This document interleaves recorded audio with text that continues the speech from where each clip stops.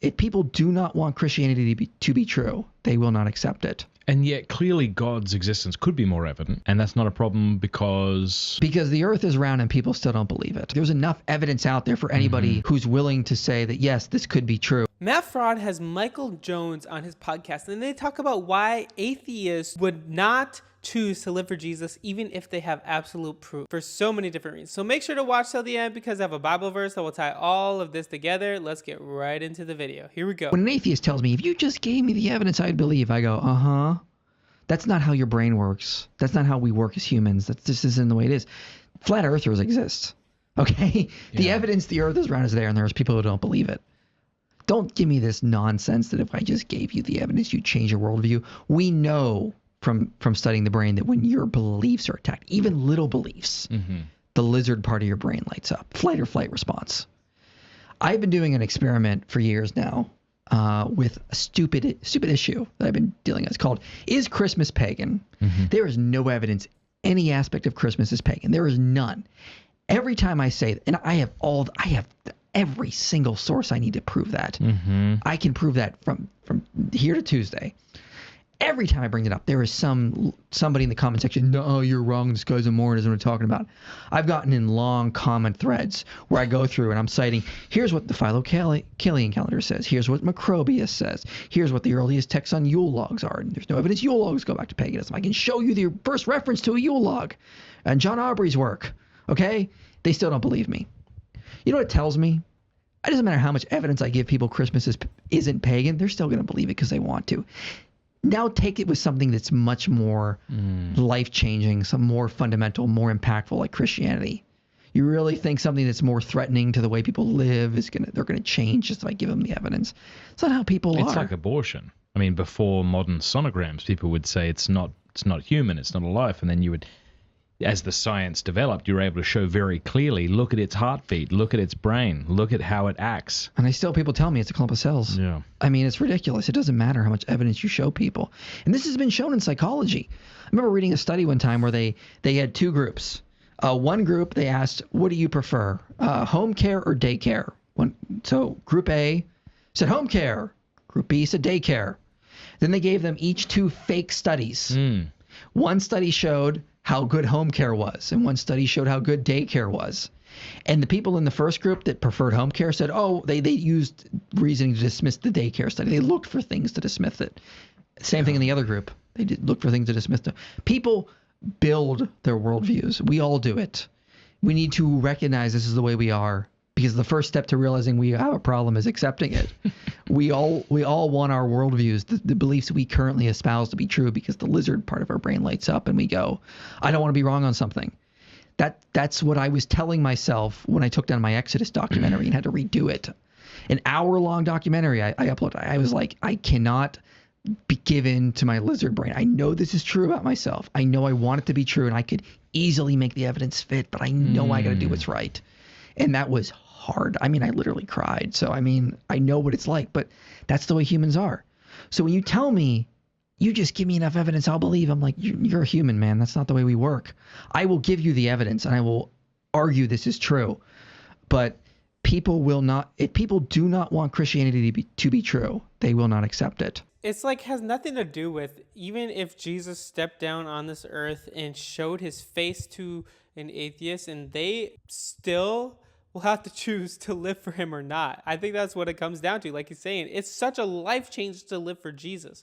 And for the Christmas thing, that's also, I've always thought that it was a pagan thing and then we changed it into a Christian religion. But I have no idea. It would be interesting. But yeah, there's so many people who watch my channel constantly say that the earth is flat. I don't know how, I don't know why. There's so much evidence out there. I believe it was it Pascal who said it? You know, like there's enough evidence out there for anybody who's willing to say that, yes, this could be true, and but it's not forced upon us. It's not like in your face kind of thing. Yeah, enough light for those. And I think that's just the genius of God. It's there if you want to come to me, but it's not going to be forced upon you. People have changed their minds over facts. Yeah. Things that they didn't want to be true. So you're not saying don't give people arguments. No, give people arguments for sure. But I mean, just accept that if they're not open, they're going to find any way they can to dismiss it. And I got to accept I may be doing that the same. Exactly. I was about to say that. It obviously cuts both ways. So It there does. are Christians who might say, give me the evidence and I'll become an atheist. And you'd say exactly the same thing, presumably.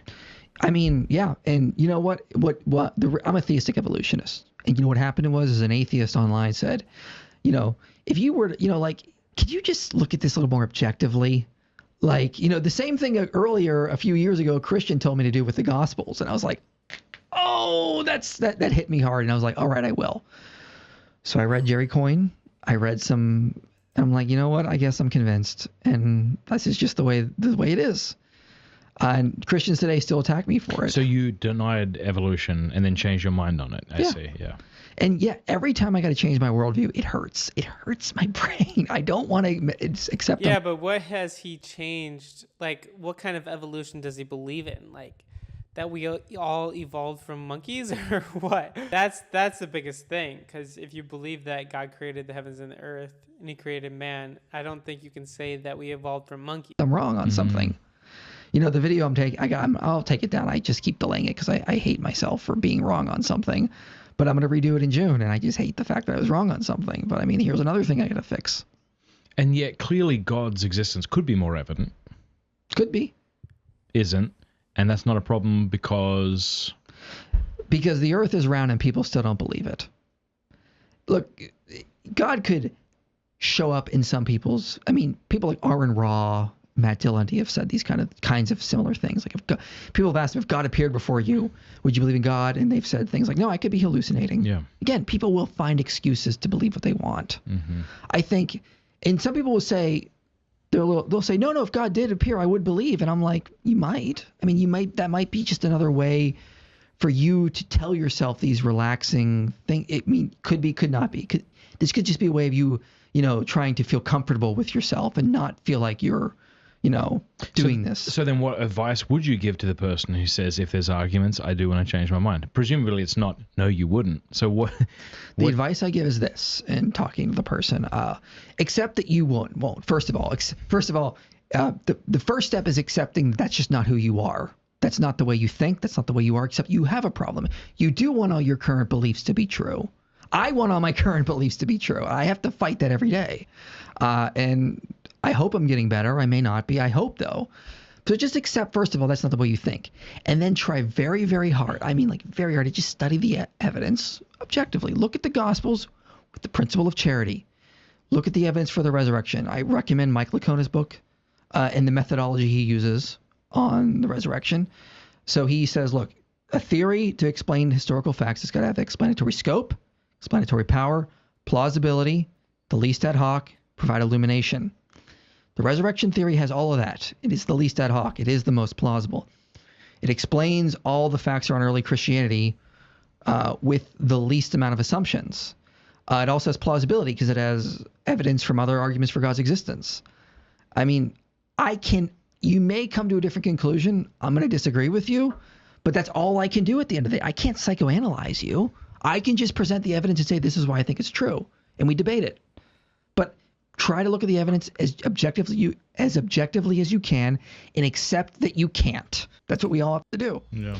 That's so good. Yeah, if you're an atheist, really look at the Gospels, look at the evidence. What's the most plausible thing? The most plausible thing is that Jesus really did die on the cross and resurrect in 3 days. So I encourage you to really ask yourself, if Jesus appeared to you, if God appeared to you in a sign, would you still believe? So now I have a Bible verse that will tie all this together. When the rich man said, please, Father Abraham, at least send him to my father's home. For I have 5 brothers and I want him to warn them so they don't end up in a place of torment. But Abraham said, Moses and the prophets have warned them.